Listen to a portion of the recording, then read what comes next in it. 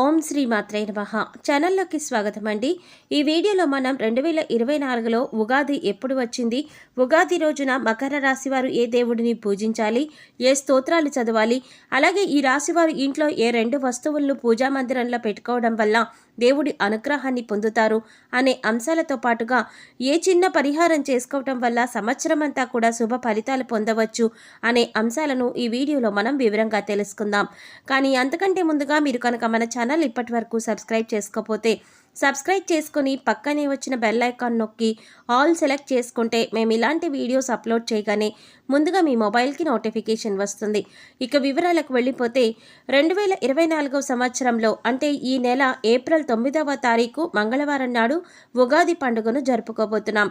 చైత్ర మాసంలోని శుక్లపక్షం 8 ఏప్రిల్ 2024న రాత్రి 11 గంటల 50 నిమిషాలకు ప్రారంభమై మరుసటి రోజు అంటే ఏప్రిల్ 9వ తారీఖు 8 గంటల 31 నిమిషాలతో ముగుస్తుంది. ఉగాది రోజున ప్రతి ఒక్కరూ కూడా అభ్యంగన స్నానాన్ని చేయాలి. అయితే ముఖ్యంగా ఉగాది రోజున ఏ దేవుడిని పూజించాలి అనే సందేహం అందరిలో ఉంటుంది. ముందుగా ఉగాది అంటే తెలుగువారికి నూతన సంవత్సరం కాబట్టి గణపతి ప్రార్థనతో మొదలుపెట్టి ఉగాది రోజున కాలపురుషుడిని పూజించాలి. అనేక రకాల స్తోత్రాలతో భక్తి శ్రద్ధలతో కాలపురుషుడిని పూజించడం వల్ల విశేషమైన పుణ్య ఫలితం లభిస్తుందని పండితులు వివరిస్తున్నారు. కాలపురుషుడి స్తోత్రాలంటే ఏమిటి అనే సందేహం మీకు వస్తే కనుక విష్ణుమూర్తిని విశ్వవ్యాపకుడు అని కూడా అంటారు. అంటే ఈ ప్రకృతి మొత్తం కూడా విష్ణుమూర్తి వ్యాపించి ఉన్నాడు అని అర్థం. అందుచేత ఉగాది రోజున పురుష సూక్తం కానీ లేదా విష్ణు సహస్ర నామాలతో కానీ స్వామివారిని కొలిచినట్లయితే మీకు విశేషమైన పుణ్య ఫలితం లభిస్తుంది. ఇటువంటి స్తోత్రాలు చదవటం రానివారు విష్ణు సహస్ర నామాలను భక్తి శ్రద్ధలతో విన్నా కూడా విశేషమైన ఫలితాలు పొందవచ్చని పండితులు చెబుతున్నారు. ఉగాది రోజున విష్ణుమూర్తికి తులసి మాలను కానీ లేదా తులసి దళాలు కానీ సమర్పించండి.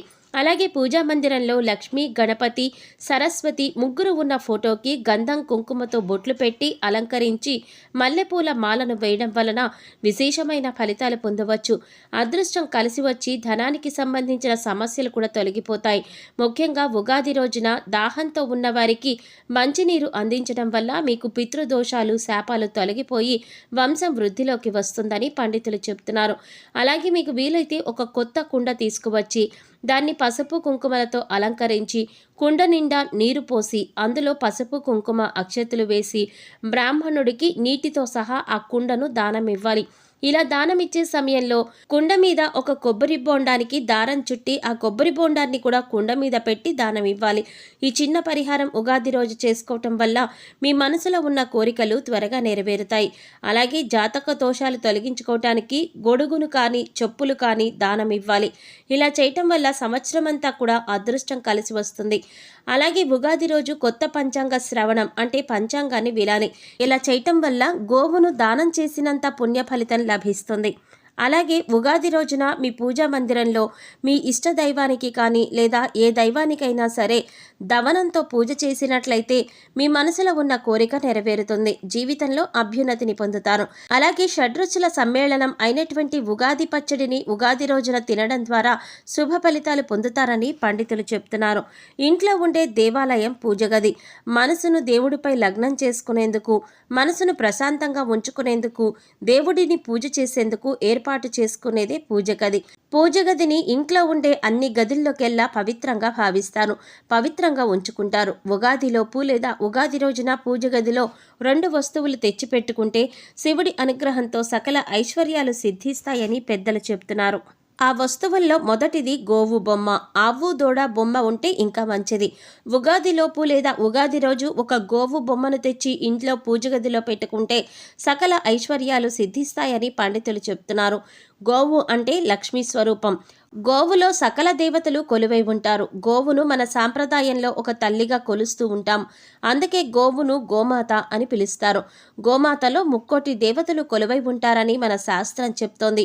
గోవు బొమ్మను పూజ గదిలో పెడితే చాలు, చాలా రకాలుగా మనకు మంచి జరుగుతుందని మన శాస్త్రాలు చెప్తున్నాయి. కనుక ఉగాదిలోపు లేదా ఉగాది రోజు ఒక గోవు బొమ్మను తెచ్చి పూజ గదిలో పెట్టండి.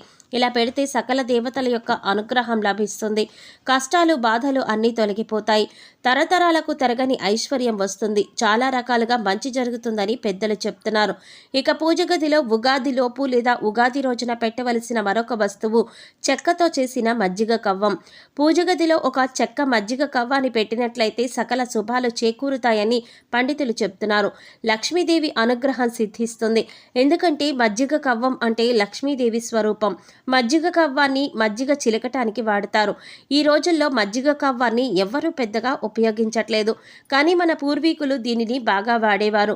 మజ్జిగ కవ్వం ఎవరి ఇంట్లో అయితే ఉంటుందో వారి ఇంట్లో లక్ష్మీదేవి నివాసం ఉంటుంది. ఒక మంచి చెక్క మజ్జిగ కవ్వాన్ని ఉగాది రోజున పూజ గదిలో పెట్టుకుంటే లక్ష్మీదేవి అనుగ్రహంతో పట్టిందల్లా బంగారం అవుతుంది. కనుక అందరూ కూడా ఉగాదికి ఒక మజ్జిగ కవ్వాన్ని తెచ్చి పూజ గదిలో పెట్టుకోండి. ఆ కవ్వాన్ని ప్రతిరోజు తీసి మజ్జిగ చేయటానికి ఉపయోగించి మళ్ళీ శుభ్రపరిచి దాన్ని దేవుడి మందిరంలో ఉంచండి. ఇలా చేయటం వల్ల లక్ష్మీ కటాక్షం కలుగుతుంది, చక్కని ఆరోగ్యం ఐశ్వర్యం సిద్ధిస్తాయి.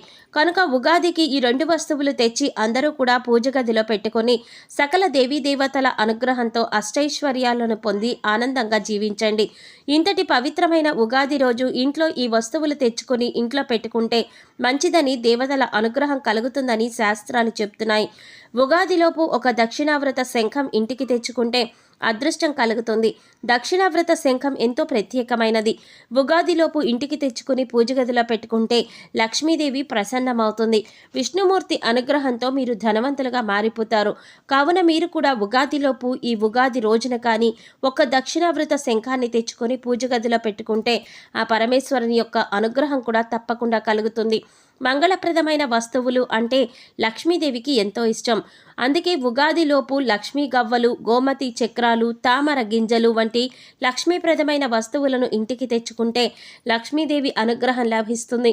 ఇలా చేసినట్లయితే మీకుండే దరిద్రమంతా తొలగిపోతుంది, శివపార్వతుల అనుగ్రహం కూడా లభిస్తుంది. కనుక ఉగాదిలోపు కానీ ఉగాది రోజు కానీ ఇంట్లో ఈ వస్తువులు పెట్టుకుంటే ఎంతో మంచిది, మీకు సకల శుభాలు కలుగుతాయి. ఈ వస్తువులలో ఏ ఒక్క వస్తువు ఇంటికి తెచ్చుకున్నా శుభం కలుగుతుంది. కానీ మీ ఇంట్లో ఇప్పటికే ఈ వస్తువులు ఉంటే అవసరం లేదు. ఈ వస్తువులు ఇప్పటి వరకు ఇంట్లో లేనివారు ఉగాదిలోపు కానీ ఉగాది రోజు కానీ ఇంటికి తెచ్చుకోండి. ఇలా తెచ్చుకుంటే సకల శుభాలు కలుగుతాయి.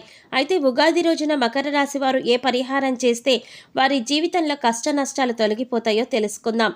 ఏ పని మొదలుపెట్టినా ఆటంకాలు లేకుండా ఉండాలంటే గణపతిని ముందుగా ప్రార్థించాలి. ఈ విషయం మనందరికీ తెలిసిందే. అయితే ఈ ఉగాది రోజున మీకు వీలైతే గుడికి వెళ్ళి వినాయకుడికి గరికెను సమర్పించి ఎర్రటి పుష్పాలతో అష్టోత్తరం చేయించుకోండి. గుడిలో నివేదన పెట్టిన తీపి పదార్థాలను మీరు స్వీకరించండి. లేదు గుడికి వెళ్ళడానికి వీలు కాకపోతే మీ ఇంట్లోనే పూజా మందిరంలో వినాయకుడికి గరికెను ఎర్రటి పుష్పాలను సమర్పించి గణపతి స్తోత్రాలను అష్టోత్తరాన్ని చదువుకోండి. అలాగే ఇంట్లో మీరు వినాయకుడికి చిన్న బెల్లం ముక్కను నివేదన చేయండి. దాన్ని ప్రసాదంగా ఇంటిల్లిపాది తీసుకోండి. ఇలా చేయటం వల్ల మీకు ఉగాది నుంచి కూడా కొత్త సంవత్సరం అంతా కూడా ఎటువంటి ఇబ్బందులు లేకుండా సంతోషంగా జీవిస్తారు. సో చూశారు కదండి, ఉగాది లోపు కానీ ఉగాది రోజు కానీ మకర రాశి వారు ఏ వస్తువులను ఇంట్లో పెట్టుకోవడం వల్ల కాలపురుషుడు లేదా విష్ణుమూర్తి యొక్క అనుగ్రహం కలుగుతుంది. అలాగే ఉగాది రోజున ఏ దేవుడిని ఏ విధంగా పూజించాలి, ఎలాంటి ఆచారాలు పాటించాలి అనే అంశాలను ఈ వీడియోలో మనం వివరంగా తెలుసుకున్నాం కదా. ఈ వీడియో మీకు నచ్చినట్లయితే లైక్ చేసి మీ ఫ్రెండ్స్ అండ్ ఫ్యామిలీ మెంబర్స్లో మకర రాశి వారు ఎవరైనా ఉంటే వారితో మర్చిపోకుండా ఈ వీడియోని షేర్ చేసుకోండి. అలాగే ఇప్పటి వరకు మన ఛానల్ సబ్స్క్రైబ్ చేసుకోకపోతే సబ్స్క్రైబ్ చేసుకొని పక్కనే వచ్చిన బెల్ ఐకాన్ నొక్కి ఆల్ సెలెక్ట్ చేసుకుంటే మేము ఇలాంటి వీడియోస్ అప్లోడ్ చేయగానే ముందుగా మీకు నోటిఫికేషన్ వస్తుంది. మరో చక్కటి వీడియోతో మళ్ళీ కలుసుకుందామండి. ఓం శ్రీమాత్రే నమః.